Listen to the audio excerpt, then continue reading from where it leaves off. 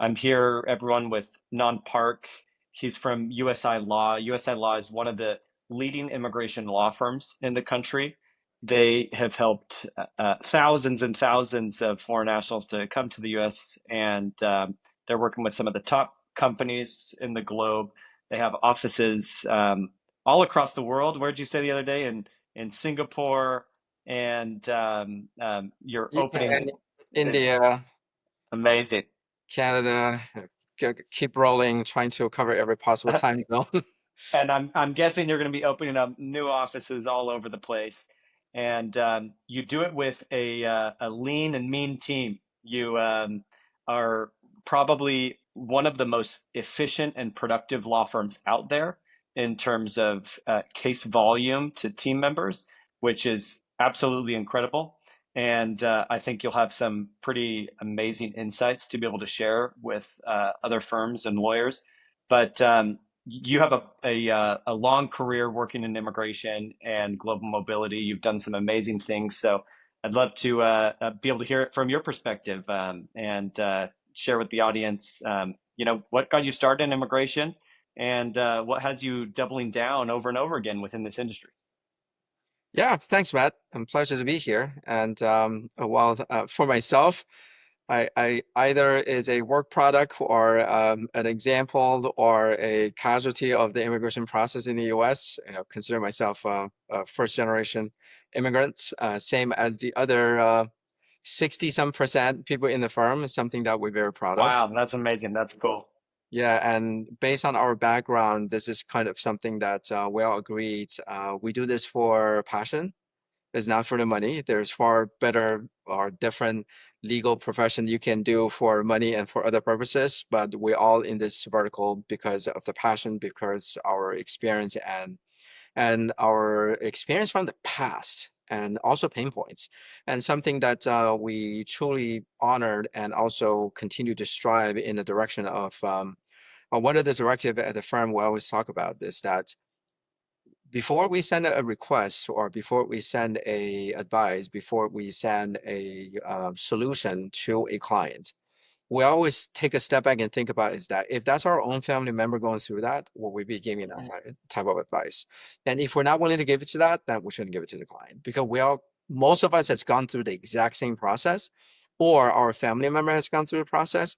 So how we support our clients is a little bit different when you have that experience or you have felt the pain or you have felt, how challenging, how much of an emotional mental health toll to it going through this process.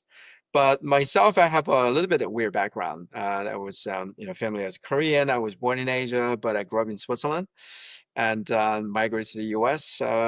Shortly before 9/11 era. So I definitely have all the worst timing in U.S. economy. Gone through three of them at this point. So I came to the U.S. through a culture exchange program. I was the project manager managing the program for the university in Switzerland.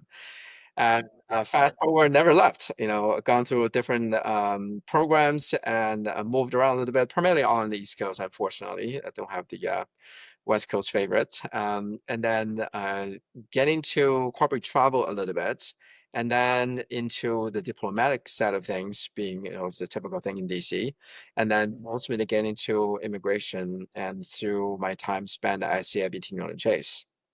And this is way before Neil and Chase even came around. And it was a phenomenal experience to be able to go through the acquisition process, a global expansion process, and also brand building, and to see the challenge and pain, how to build a brand new brand that is rarely known by the industry, set up the internal processes and system and technologies, then eventually go to market. And then fast forward, joined USILaw 3 years ago. Didn't realize USLA was so close to where I live. I'm walking 7 minutes away, so definitely have Do this. you do you walk or you walking I or drive driving? it. 7 minute drive. Yeah. Nice. Still, I mean, I guess I can't bike technically, but this area, suburban, DC area. Um, Bike and cars usually don't get along very well. Half the distance has bike lane now. The other half is being built now. I think that coming up soon, probably in the next who knows, 2 to 3 years, depending on our speed of infrastructure building of the county. But it's a great neighborhood. So tell me a little bit more about how you ended up at USI Law and what made you decide to sort of lean more in on the US side? Well, USLaw was actually by chance. So we got connected and through other people in the industry, and I was like, oh, I didn't realize there's one that's close. And my initial thought is like, how come we did not acquire them back in the day if they're so close? And then we started having conversation, and Entity and I shared a lot of information, and we start kind of finishing each other's sentences and in terms of business pain points and strategies and how to operate a little more efficiently and what are the best practices. And then I realized that one, there's a lot of opportunities that US law can improve. And second, US law kind of follow the similar framework of some of the firms that I gone through the acquisition process in the past. And so there is certain level of best practices. It's very easy to implement and see immediate results. And that's where I think it's a good side of me, is kind of a bad side of me, is that I'm self-motivated by progress. And when I see a dramatic progress potential, like I'm very excited. And so we start talking about it. And initially I was just giving them some pointers and directions of, hey, this really works if you try this way, and you can see some very, very good results. And then fast forward months later, and we talk about maybe we should just work together. Things apparently has worked out quite well. And so that's where I decide that I always firm believer of, I would love to be able to stay in one job and to make a career out of it and then retire out of it. I think there's still a lot of people's wish or aspiration. But the other side of me kind of a look at it is that if you do so well at one job, at some point you take a step back, is that, is this the only thing I know in this industry? Because this is the only place I have ever worked. And so that kind of a challenging mindset made me feel that I have to go out a little bit and do something a little bit different, but not to change career, to be able to transfer some of the best practice, one, to validate, and second, to be able to offer, a different set of value that previously, a different firm cannot provide. That's where the comparison between CIBT Union Chase and US law comes to. And US immigration was a shortfall at the time, before Elizabeth Kumbari established Go Global and tied to Union Chase.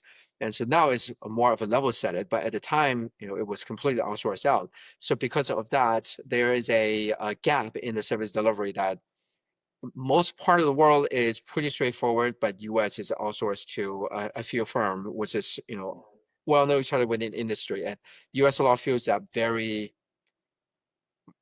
very good fit of, this is like one area I couldn't get into because we didn't have capability, but I do have the global side of experience. So let's see if we can convert some of those best practice and experience and strategy into a US driven model.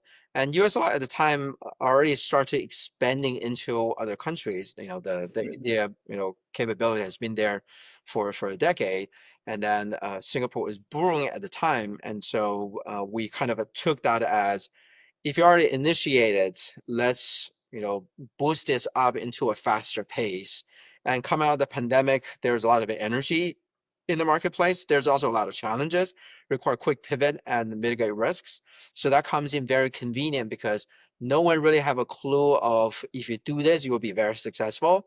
There's a lot of pivoting. There's a lot of kind of wait and see. The recovery efforts still in place. And so that timing, it turned out to be very ideal for us to be able to act as a mid-sized firm, to be very nimble, very agile, and quickly pivot based on client needs and client geographies, to be able to create that value that a lot of firm at our size cannot deliver at a time. It's amazing. And it seems like you are in a pretty good place and you're on a pretty good trajectory to be meeting your career goals, your business goals. And definitely I hear you that do you go broad and wide and try to be a generalist, or do you go deep? And seems like you did an amazing job going deep at CIBT and learning all about global mobility and visa types across the globe. And now you're going deep again on U.S. immigration. And so, it's sort of a mix of going a little bit broader, but still doubling down on an industry that you know and love, and obviously have this personal connection to. So you're in DC, and I want to jump into some of these questions that I have, and I think you'll have a unique perspective about some of these questions about the government and about some of the recent changes that we're seeing, and you are pretty tapped in. You were sharing earlier that before we started the recording that you were at Capitol Hill just yesterday, and so I want to get your take on Joseph Edlow. He was recently announced as Trump's pick for USCIS director. What do you think that means for immigration case processing over the next 4 years? Well, the current climate is no one can really call or how things will be and how fast things can change. I think we have seen, enough headline news, things can change very quickly.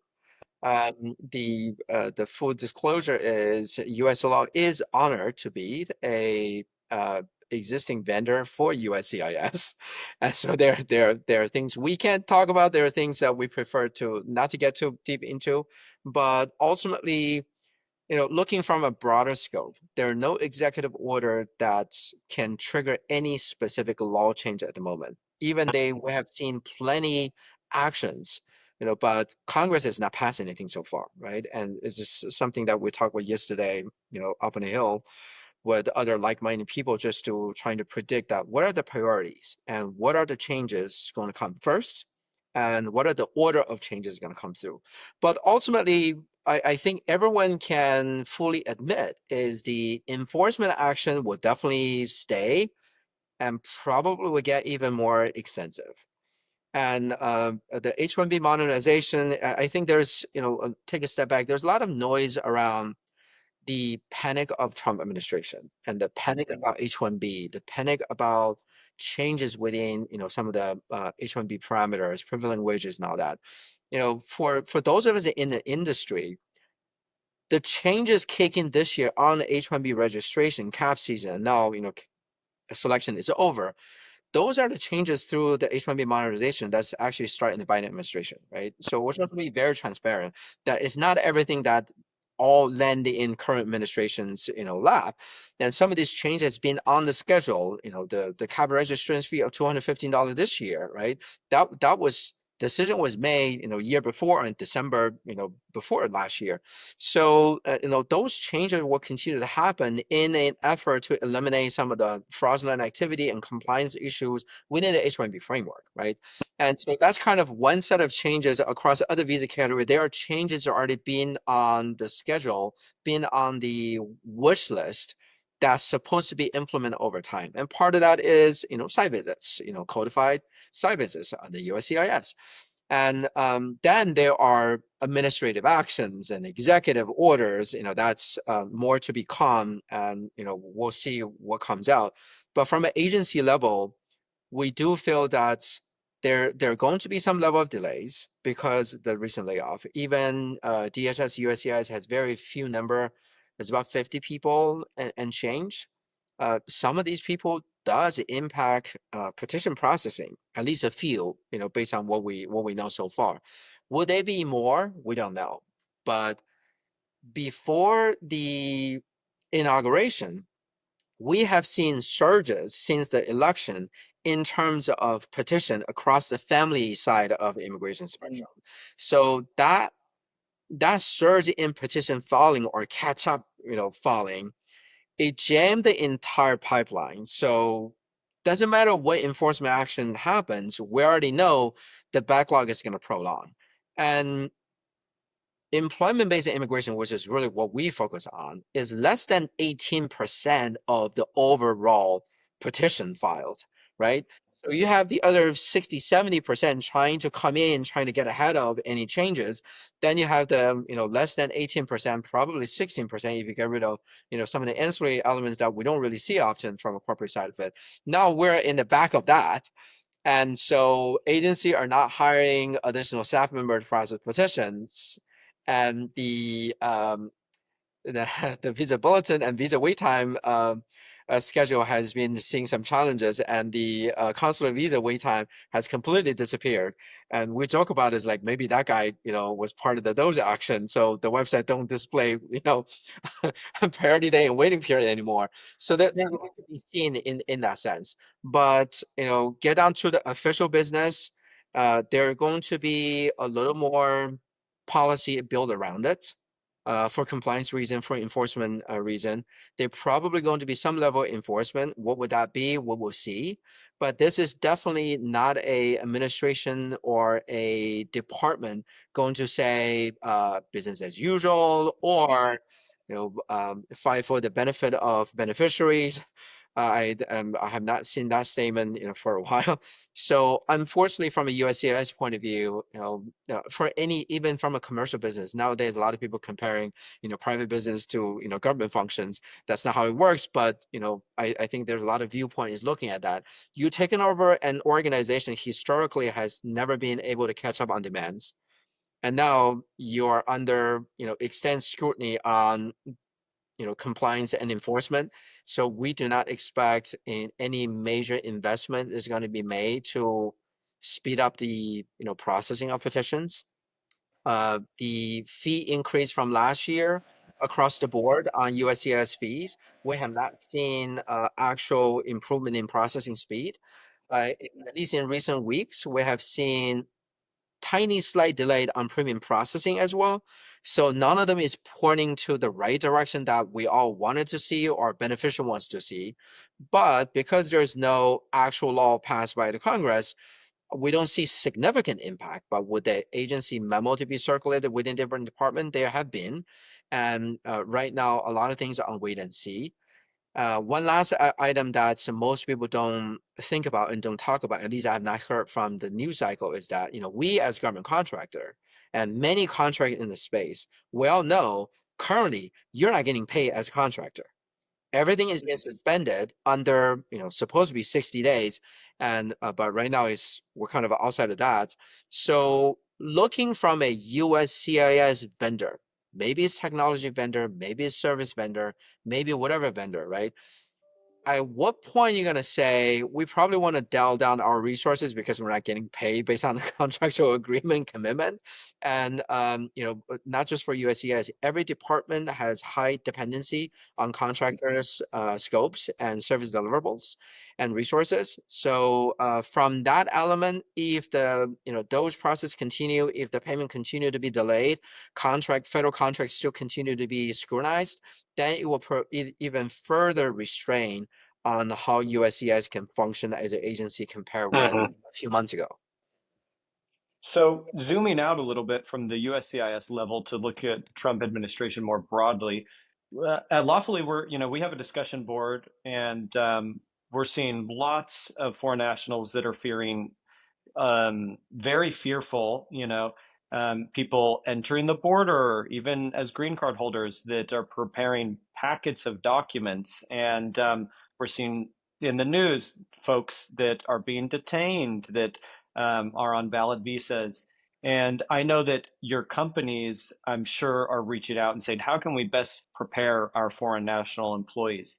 We're also seeing discussions about this travel ban and what that potentially is going to look like. What are you seeing as the biggest threats in the next couple years under the Trump administration, and what are you recommending your clients and their foreign national employees?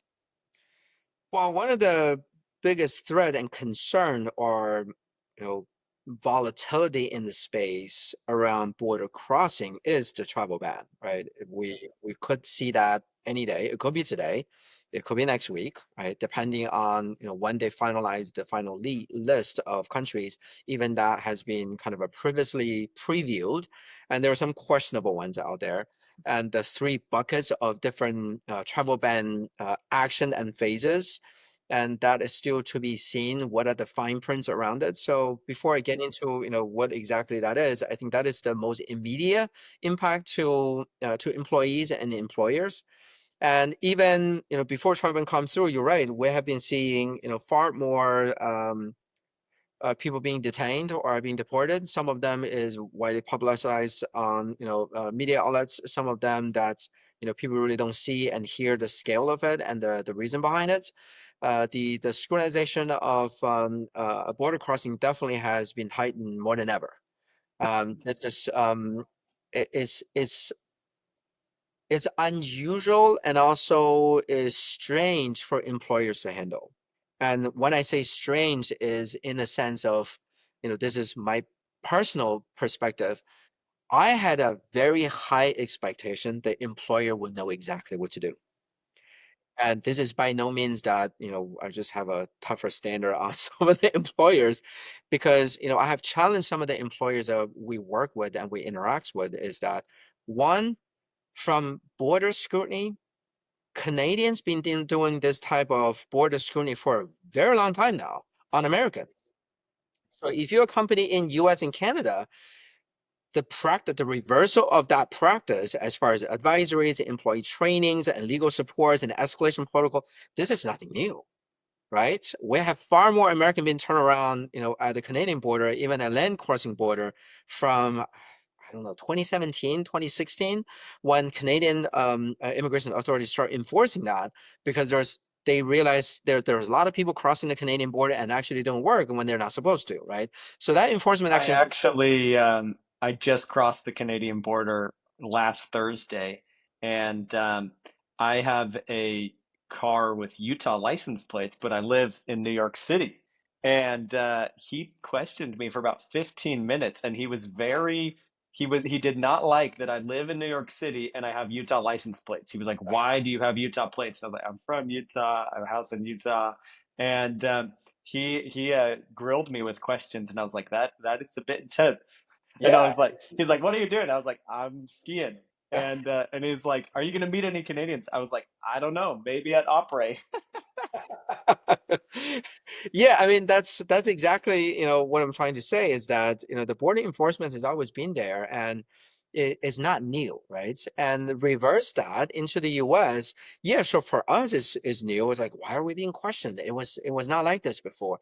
But again, it's from an employer point of view, this is not a new thing when it comes to corporate strategy and internal protocols, right? Then we've seen the recent, social media scrutinization, personal device, computer devices, and we will also challenge some of the international company we work with. Is that you have this type of policy for countries that you anticipate this type of risk, like Russia in the past, before the sanction happened. Sometimes it's China.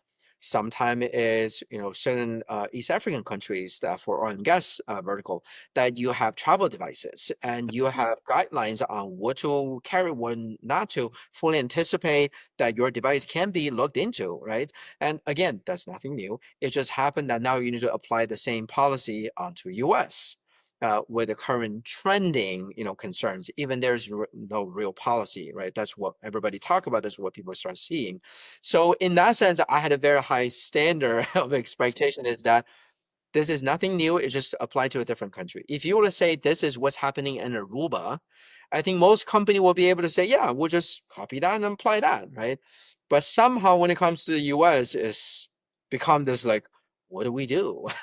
And so we've been doing a lot of debriefings with employers, senior executive leadership team, and HR mobility teams, and even to the further extent of travel teams for short-term business travel. They carry the same level of risks, right?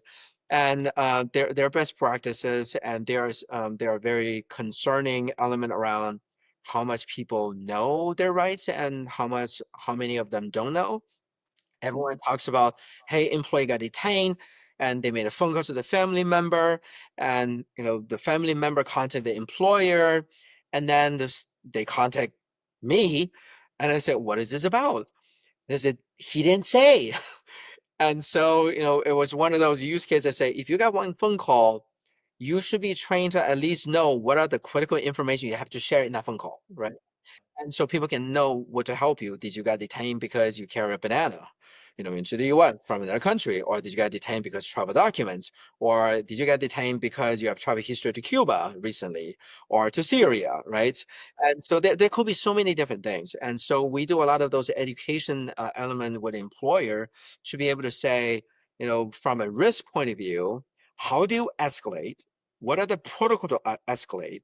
Who do you escalate within your company based on the situation you're in? How do you train your employee? We in immigration has always say, just because you go into a country for a meeting, when the border official asks you, would you be working in this country? Just because you're checking emails at the hotel at 7 p.m. is not work, right? You are there on business purposes. That's a very common thing that we do.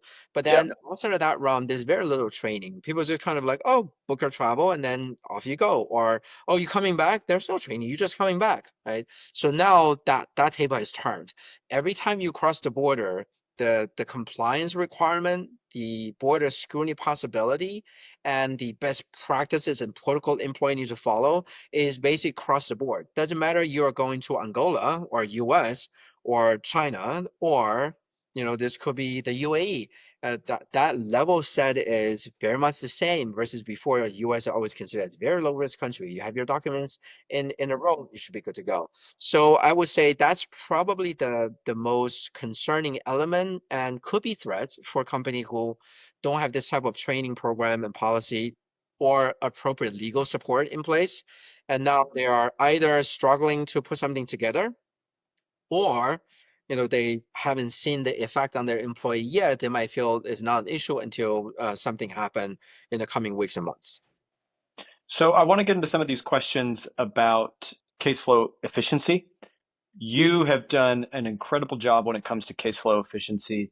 You are filing so many cases across the board. And like I said earlier, you're doing it with a lean team. And I think there's a lot that other firms and leaders in the industry can learn from you and your approach. So I want to zoom into this season of the H-1B lottery.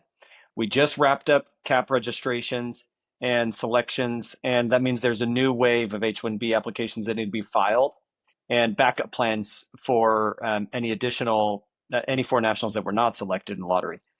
And then obviously you have to keep all your other cases, both US cases and global cases, moving forward on schedule. What are some of the case flow bottlenecks that your firm experienced this H-1B cap season? And then how do you prepare and how do you overcome those? And then like to get into things that you've implemented in the past to be more efficient to avoid these bottlenecks. Yeah, I mean, we fully. I'm curious to see the total number of registration for this season. I do anticipate to be lower than usual. One, economic concerns in general, and second, just regulatory policy. And then on top of that, we used to see, sky high numbers before the Modernization Act come in. And now the, passport number enforcement is in place. We went from 700,000 plus registration down to 400,000 plus, but then that was still at a, very low cost level. This year is $215 per registration. So that's another drop. That's at least I expect there's another drop for from affordability point of view of registering so many individual 200 plus dollars, and plus possible legal fees depending on their how they register those. And that can be a huge amount of expenses company have to take on that was not there before. So I am curious to see what are the final number. I do anticipate to be a lower overall cover registration number, but then the upside is the selection is ratio is higher. Based on what we currently see, the selection ratio definitely is higher based on our portfolio of clients, which is interesting.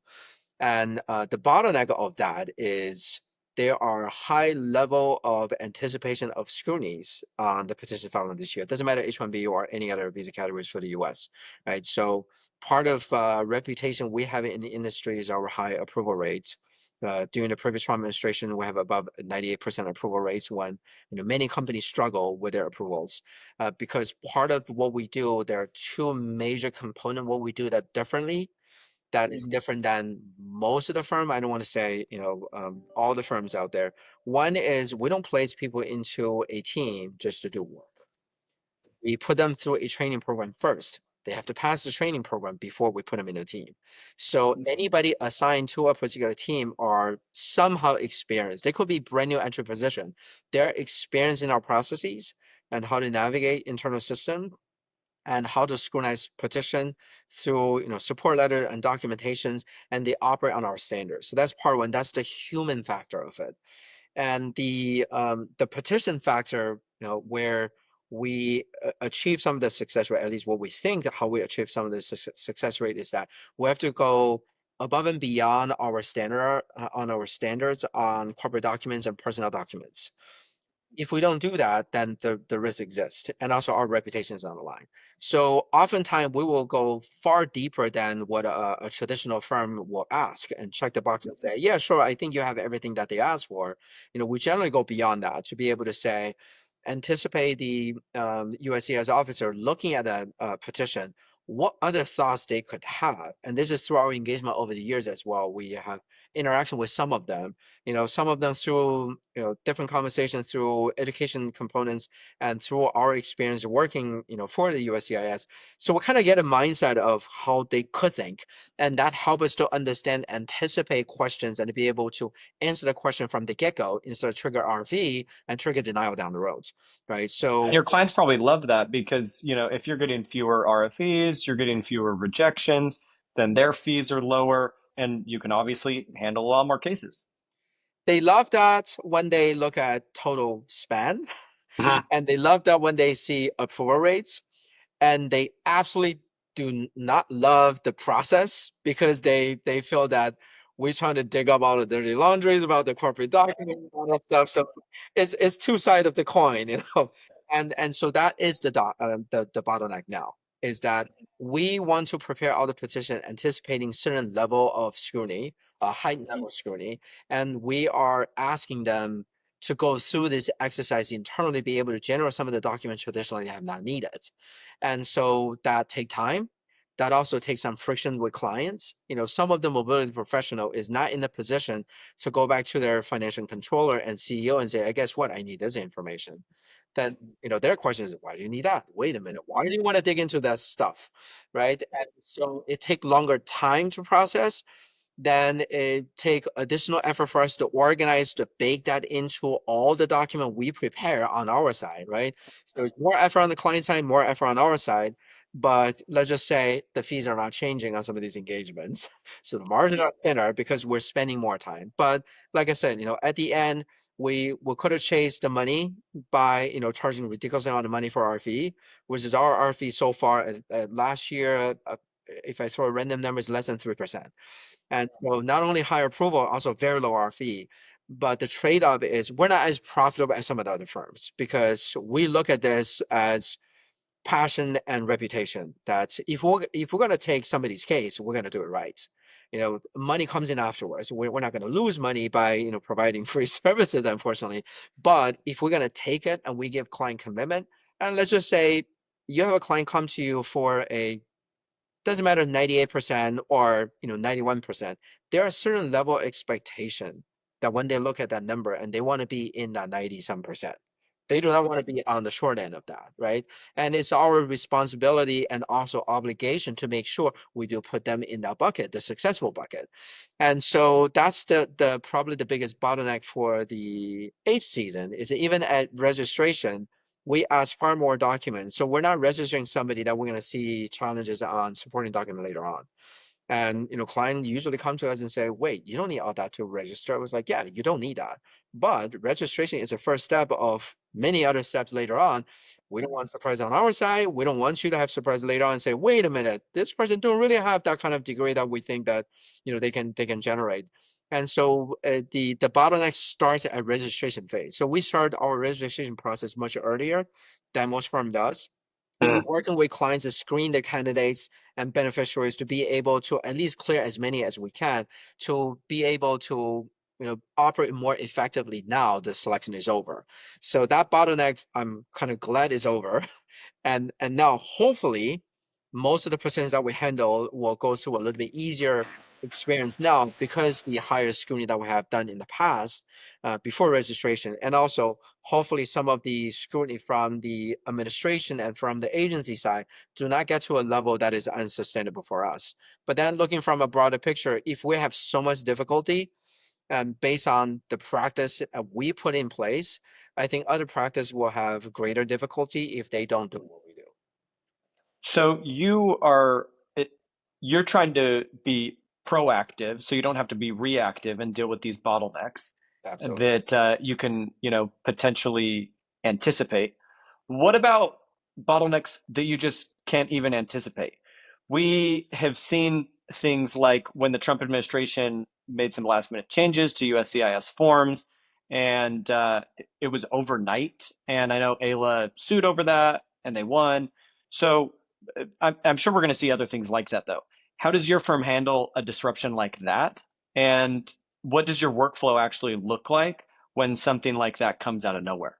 Yeah. I mean, we have seen some of those from the previous term, and also we have seen some of these disruptions during the pandemic as well, related to, also the pandemic really matters.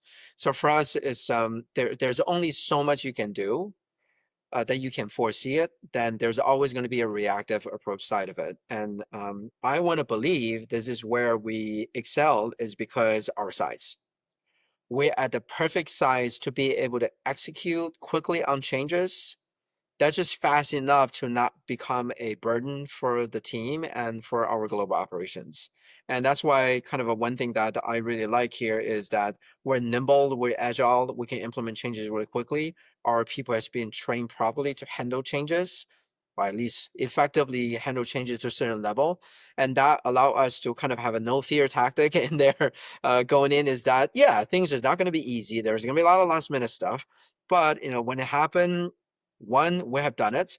We have the fool's man's confidence and say we can handle it again to a certain level. Then we have legitimate confidence and say our system, our processes can manage some of these changes very quickly because we're not going to have people that doing rogue things because everyone is being properly trained and we've been consistently delivering this in the past few years. Our turnover ratio is very low. This is the same amount of people handle that change is still here. So those are the contributed elements that we want to at least believe that we can handle.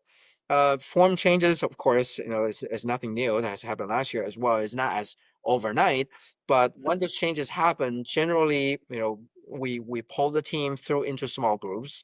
Some people argue this is like the Amazon model. We operate small teams and different different How big are the teams? generally between 5 to 6 people, depends on the engagement. And we operate in small teams and we hold team accountable from the leadership on each smaller teams. And we have, change management process in place for the team leads, and then it decentralizes into the teams. And we fully anticipate they fully implement within their team framework, either, from a processy, either from a system point of view. And this way allow us to not to micromanage anyone. And at the same time, is really to empower employee to be able to have some level of management of what they have to do and what they do from day to day. Some people really like that, some people don't, and happen we have enough team leads like that process, it worked out well. And so for us to be able to manage changes very quickly. But but the broader side of that is that the client come to USILaw. Most of them come with the expectation of speed and efficiency because our reputation, kind of ties to approval rate as well. Because Yeah. when you have very low RV ratio, your overall case processing time is faster, right? It's common sense, right? So when client comes to us and they become kind of a terrible behavior is that when client comes to us, they fully anticipate speed and efficiency. They do not want to see setback. They don't want to see delay. Our SLA has always been, at least what we're trying to achieve, it's always been industry SLA because I operate under this mentality of I trying to be young, so I operate this mentality of the younger generation of beneficiaries or management teams, tech founders, they have no patience for, justification of information or not getting information. You call someone, you message someone, you either get immediate justification of what you're asking, or guess what? We're in a generation or a social mentality of no one is going to say, let me sit and wait for the law firm to respond. Could be hours and days, and then I will get an answer. No, they're going somewhere else. So our SLA needs to cater to that mentality, to that change in social interactions that if we don't get on it, then client will find other source of information. We hope it's not a competing law firm, but then in addition to the competing law firm, that could be another source that could be false information. Then we got recovery that we have to make. That's just setback in the internal process. So we trying to change our internal process on SLA, how we handle inquiry, leverage technology to be able to track and manage our inquiries so we don't miss them. Then also to be able to track the type of advice the attorney give out to ensure there's still alignment between the different smaller teams, and to also align the firm directive on certain type of advice we want to give out. For example, possible travel disruption coming up, that we align all the team to ensure that not a different attorney will give a different type of advice that doesn't align with what we have analyzed and what we have seen the data, we have seen the trends. So that type of internal management that at least make us believe that if there changes happen, we're fully equipped from a human resource and technology internal processing point of view to be able to handle that changes. Not going to say, to any sort of a other industry level of rapid response, but I think we're pretty ahead to industry average. We got a couple more questions that I'm curious to hear your take on. So, um, we've talked a lot about delays due to the government, and we know there's only so much that a service provider can do. There's only so much that lawyers can do to solve some of these government bottlenecks. But if you were to put those um, the government aside, what would you say is the single biggest bottleneck? I know you've talked a little bit about the intake process and that you have a more robust intake and information document collection process. Um, would you say that's the biggest bottleneck, or does something else come to mind? And what would that be? I mean, the intake process, the bottleneck is more of a customer experience, right? That doesn't impact law firm as much when it comes to case processing and revenue and also reputation. But on the delivery side, with the authorities, doesn't matter U.S. government or any other government, the bottleneck ultimately comes down to processing speed, right? Client has a business to run, and unfortunately, this is kind of the part that nobody have a clear sight on how things will be and how things will turn into. And processing speed, one is the speed of getting petition reviewed and approved. Then there is a processing speed will be how many more scrutiny can happen during that review approval process, or can there be site visit on top of the employer doing some of the petition approval process that can implicate the cases that is pending, or would this process speed be impacted by consular processing overseas, that employees just can't find a visa appointment soon enough, right?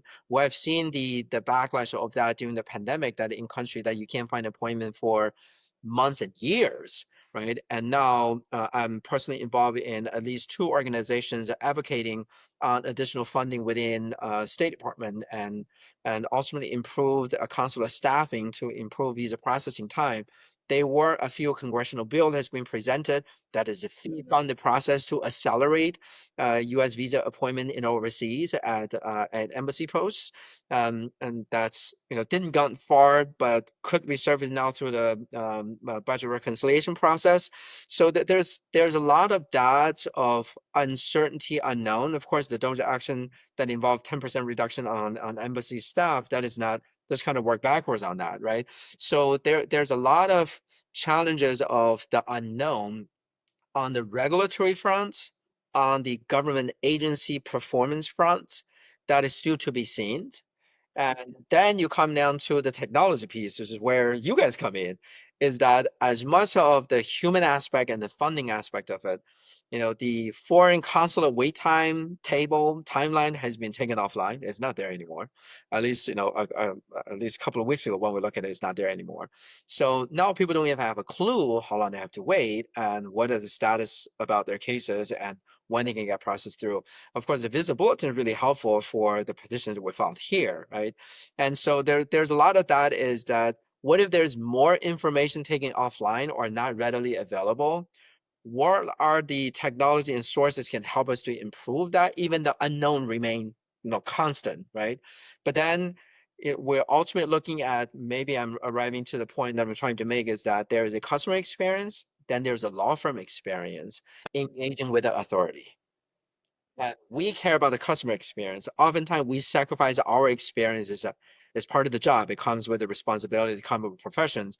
And if it's not ideal, if it's not robust, we're just gonna have to put up with it. Well, some countries will still do paper forms. Some countries only take checks. Some countries still do money orders, right? At least we don't do that in the US anymore, at least for most of the processes. So across the board, when you look at, US and plus the rest of the world, there is a law firm experience that the lack of technology to help us to get the better experience in place that can implicate what we do from day to day. So I think that's probably a good way to put it is the other bottleneck is how the legal professional experience can be improved.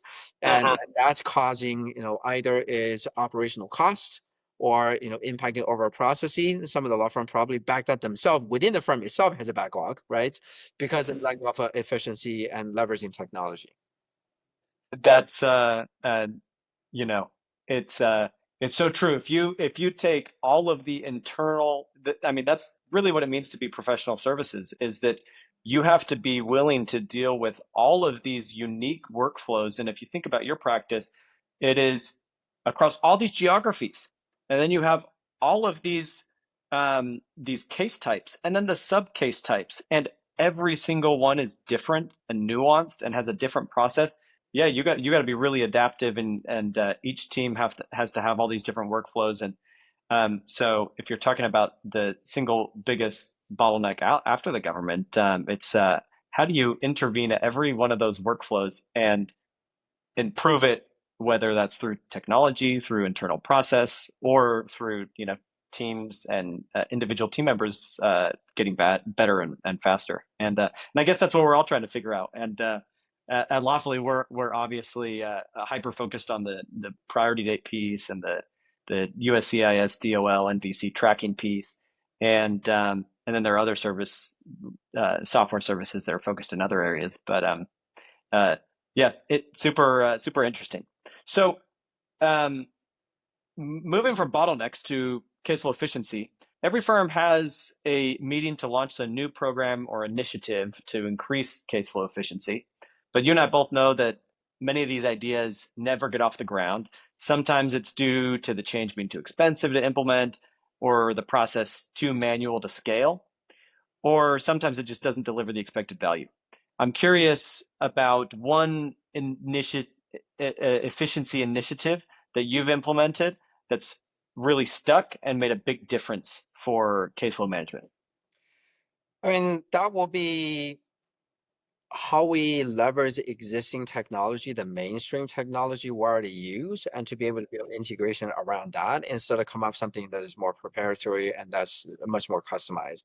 I kind of liked Justin's take from Ericsson, on a different segment when he talks about affordable technology for mid-sized firms and different size of firms, which is true. I mean, that's not only on in legal in immigration, is in consulting, same deal, right? Yeah. You have sophisticated system like the brand names everyone can use, but also it comes with a very stiff cost, very stiff cost. Then you have the other spectrum of developing your own proprietary technology. Then you got to carry over the OpEx of having your own developers on your side and to be able to maintain and run that. Then the more customer you win, the more customization you have, and then that team eventually become larger and larger to the point that why we're running 1/3 of a tech company within the immigration firm, right? So I think that's the kind of the two ends of the argument. Then what's in the middle that is lack of, and I'm super excited, to see a lot of small niche integration comes in, is that what's both sides are missing is that there's a lack of core solution available, open source for everyone to access, or a common source that everyone can go to. To me, when I look at that, is you have the Mac and Microsoft, right? That's pretty much is out there. You're not going to be able to say, like, we're going to do a third one. Like, we're going to bring some of that fancy Linux stuff back and build our own. So that's, if you build from the bottoms up, and to me, my limited technology uh, knowledge around this is that, yeah, first decision you make, you stick with, are we doing Mac or doing Microsoft? Yeah, we're Microsoft because we have to stay Microsoft for the government piece. Then Microsoft has a lot of tools already in place to address processes and trackings and manage workflows for all sort of industries in the world. Why are we trying to build our own or buy something more expensive and trying to make it fit to what we do? If we have to make it fit, all three can work, but we're not willing to build a tech team that operating as almost a quasi business on our side. We're not at that size yet, and we also don't want that kind of OpEx on our P&L. Then kind of land into what are the existing tool in the Microsoft suite that we can integrate into what we need to make it work, knowing those product will likely always going to be there, and we're already paying for most of them anyway from just our tech stack in general. So why can't we bring in smaller integration as an ancillary integration to add value to the core to be able to satisfy our needs and also make it more nimble? We can easily take out an API and replace with something else if that's not what we need, but at least the core solution is there. The core tech stack is there. And again, we're small enough to be able to make that kind of pivot. Personally, we're not going all in on that. This is probably 30% our solution is going towards that direction. Then we still have the legacy case management system that is one in the industry. We utilize that is still there, and there's some clients on the platform that require to meet that requirement, and that's where we're kind of operating on multiple platforms that we have the innovative, customizable, low-cost solution for clients looking for that. Then we have the legacy or the enterprise solution that client prefers because they've been on it for a while and they're not wanting to depart from that. And we're just small enough to be able to operate at that nimble level and to be able to offer all sort of enhancement that is available, like you guys or other people that can easily plug and play and say, oh, that's the niche, that's the pain point you have. I think we know a company can solve that, but instead you figured out how to do that, we're just plugging into our mix. Then you automatically can enjoy that kind of value. That's the exciting potential that we like to continue to explore and expand on that. I think it's genius because you basically use Microsoft to be the glue that sticks all of your systems together. And you go to any software service and you say, hey, do you integrate with Microsoft, or can you help me build this to integrate with my workflow in Microsoft?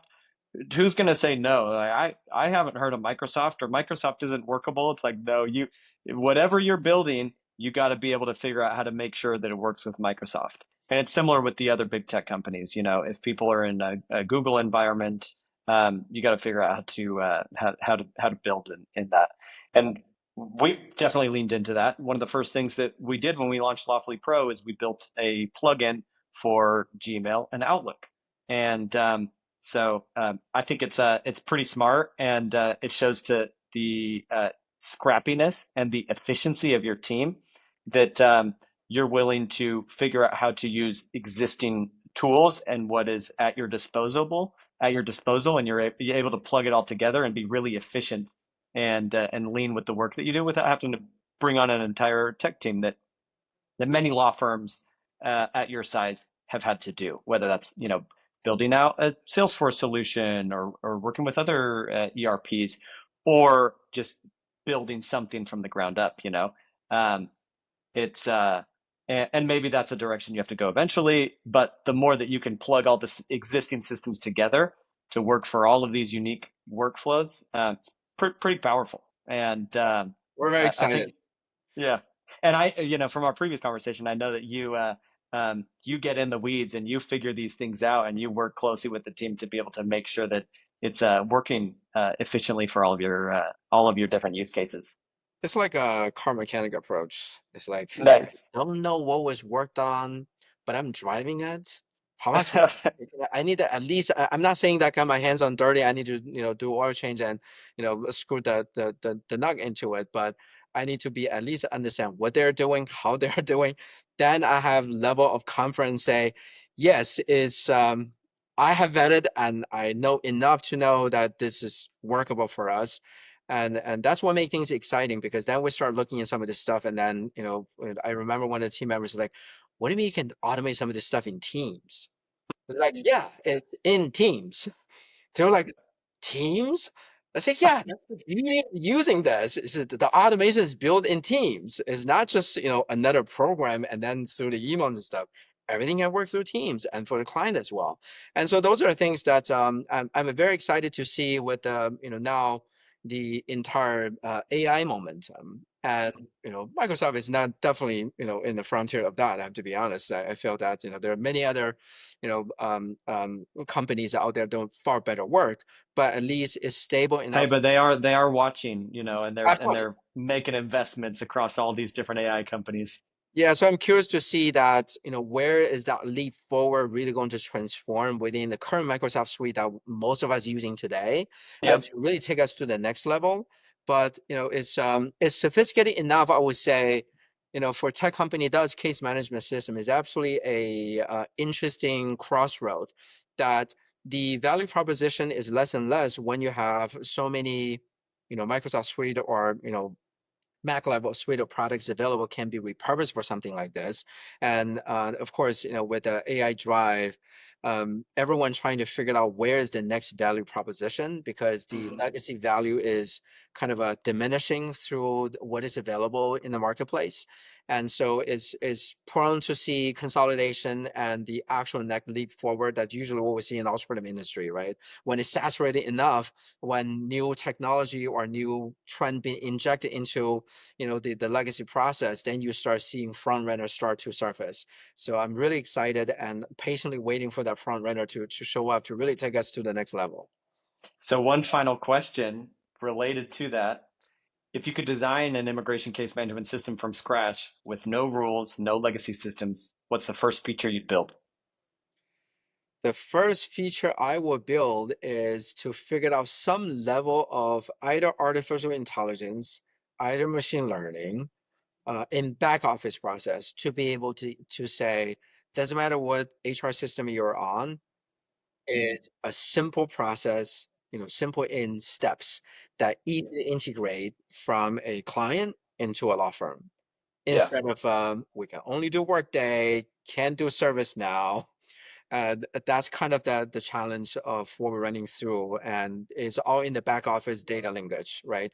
You could just tell the AI, go get all the information that we need to do our immigration workflows. We don't want to have the foreign national fill out some form, especially since they've already filled this out before. Their company already has it. We just need to get it from their systems into our systems in a simple, elegant way. It's an aggregate model that you can collect information from all existing systems, right? Yep. And this is where I dive into, some of the edgy stuff that I always fight about is that all of us got one birthday.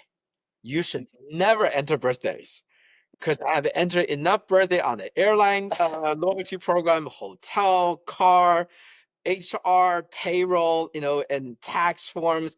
If you can aggregate, some of the company does this type of digital wallets, blockchain based and all that stuff, right? There's many PI that we have that never change, right? Or rarely change.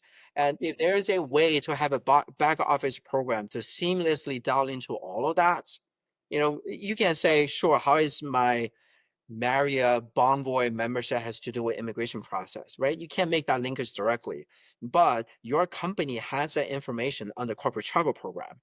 So Yep. practically your membership is already tied to your company, even as your hotel membership.